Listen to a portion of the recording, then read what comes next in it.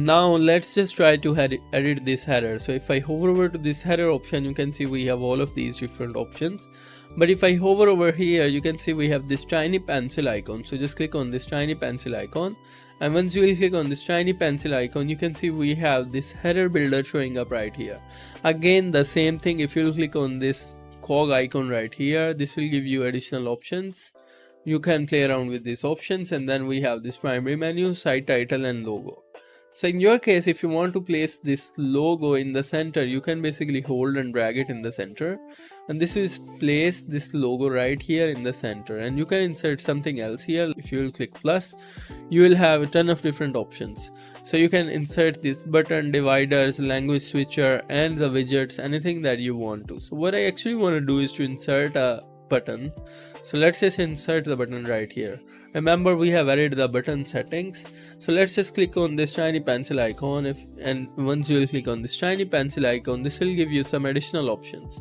So here under the different options right here, let me just go back to their website, and here at the top you can see we have this button that says get started. So I want to change this button to get started, and once you will click on get started, this will basically change this, and I want this page to go to the contact page. So I'll just change the URL to the contact page URL.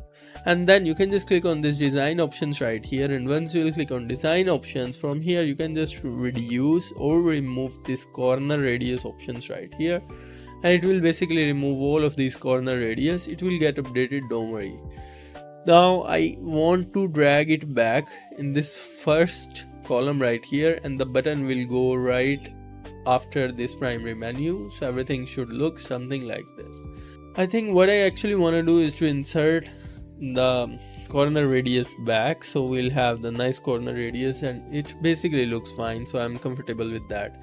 Now let's just change the font sizes for this menu. So hover over to this menu and click on this menu, and then just click on this design option right here. So here you will also have this menu hover style. If you click on this, you can have the zoom in, underline or overline. I want to pick this underline option. So as I hover over, there should be an underline right here. We'll have to set it up.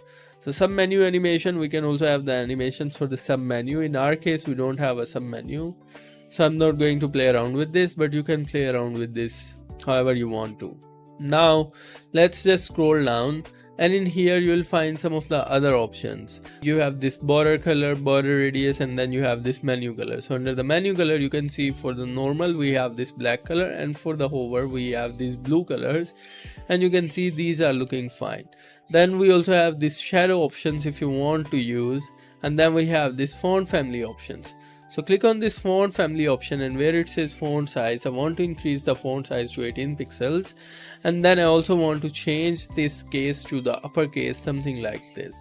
I want to do the same thing with this button as well, so I'll do the same thing with the button, don't worry about this. And then I'll probably, let's try some other option like this, zoom in.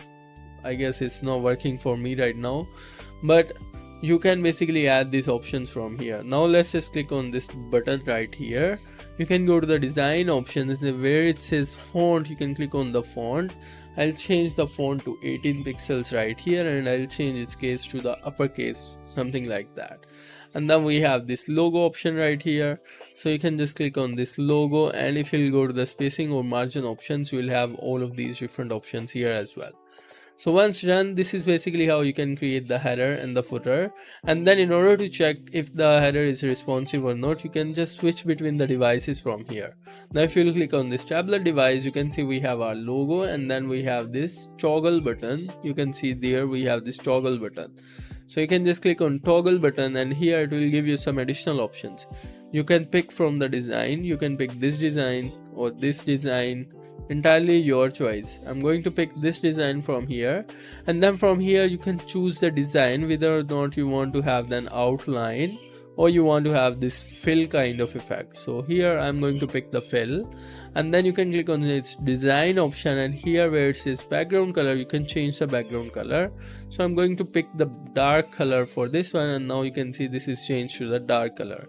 Now for the border radius, I want to give it very lighter border radius, like this 5 pixels of the border radius, so we'll have somewhat of the rounded corners right here, and if you want to increase or reduce the size, you can increase or reduce the sizes from here. I'm going to switch it back to how it was.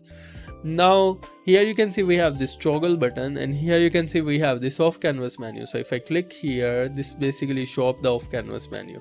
You can basically edit this. Click on this off canvas menu, and once you click on this off canvas menu, here you have three different options. You can pick the fly out menu, and once you click on the fly out menu, now if I click here, you can see we have this fly out kind of menu which is coming from the right side. You can also pick the left side as well. I'm comfortable with the right side, or you also have the other options like this full screen menu and the drop down menu. You can decide however you want to keep it. Here you can see the pop-up width is 90%. I want to make it 80%, so we'll have our logo right here. And then in here you can see drop down target is a icon or link. Here you can see we have this icon, and here you have this content alignment. I'm comfortable with the left side. If you want to keep it in the center or the right side, you can change these options. Then you have this design options right here, and you can change the colors however you want to. I'm not going to change these colors from here. I'm fine the way it is looking. Here you can see we have this close icon setting. So here we have this close icon, and this is pop-up padding. I actually want to change the padding, so I'll keep it linked, and I'll add 25 pixels of the padding, or I'll probably add 35 pixels, so we'll have the nice spacing from these both sides. Now let's just click on these general options, and now we are back to this option.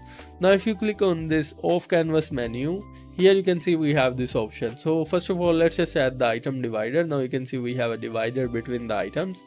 Now here click on this design option, and here I only want to change the font, so just click on this font option right here. I'll increase the font size to 18, and from here I'll just change the case to the uppercase, something like this.